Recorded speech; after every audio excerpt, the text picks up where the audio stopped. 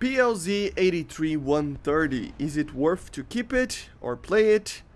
Let's take a look. Hello guys, once again it's Matt. Thank you all the members and patrons. Make sure to subscribe. And yeah, today we are driving around with the PLZ83-130, the new prize event tank for the Chinese tech tree. And I gotta say, as expected guys, this is a tank that I kind of already reviewed a little bit in the test drive. You know, it is a tank that works in the exact way that I was actually saying in that video, basically. So this video won't be too long because of that, okay? Because there aren't that many new things to talk about. What are the pros and cons of it? Well, the pros, especially the main one, is the gun. The 130 is pretty much an IS-7 gun, right? So at this BR, I mean, we are fighting T-29s, T-34s, M26s, sometimes M46s, stuff like that.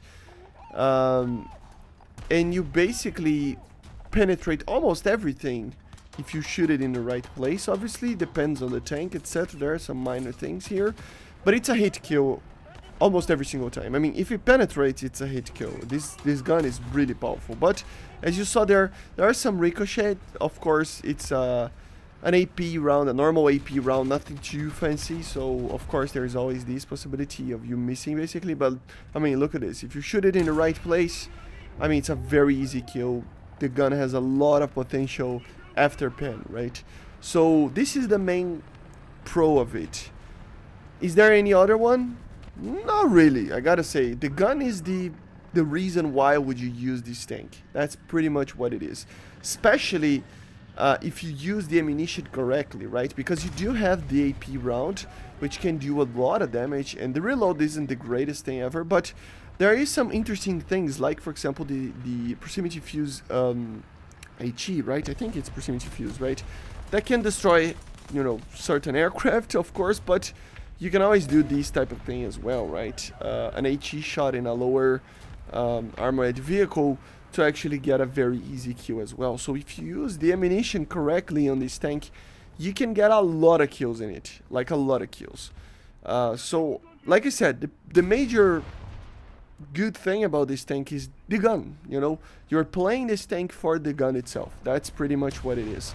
Of course, it has a lot of cons to it, because this gun is a gun that in the other tank that uses this gun, which is the IS-7, it has a much higher BR. So obviously, for being this low of a BR, it needs to have something that it's not that good.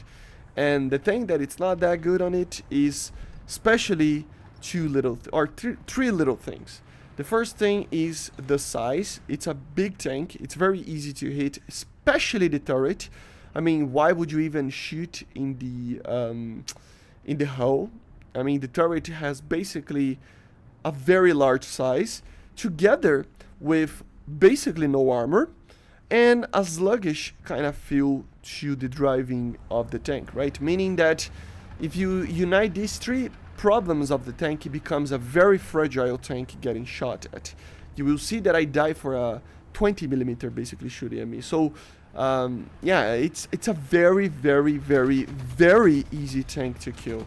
It's big, sluggish, and very lightly armored.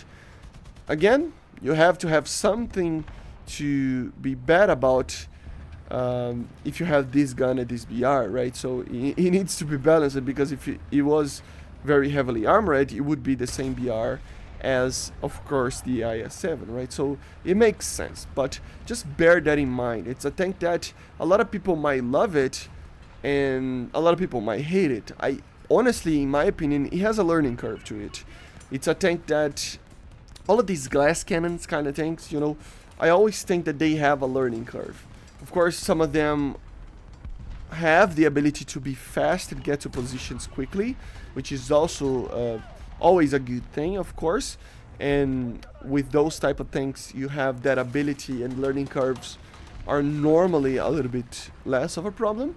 But in a tank that doesn't have a lot of speed and still has that glass cannon kind of feel, you have a very severe learning curve. So at the start, you probably, I mean, you might die a lot. But that's the thing. if you learn and get the ammunition, get the upgrades and stuff, and learn how to use this cannon, you can win every single engagement that you are. If you position yourself carefully and use the gun, you kill everything. So that's the thing. You don't even have to aim properly. You just fire in the general direction of a target and you will get a kill, because this gun is so powerful, right?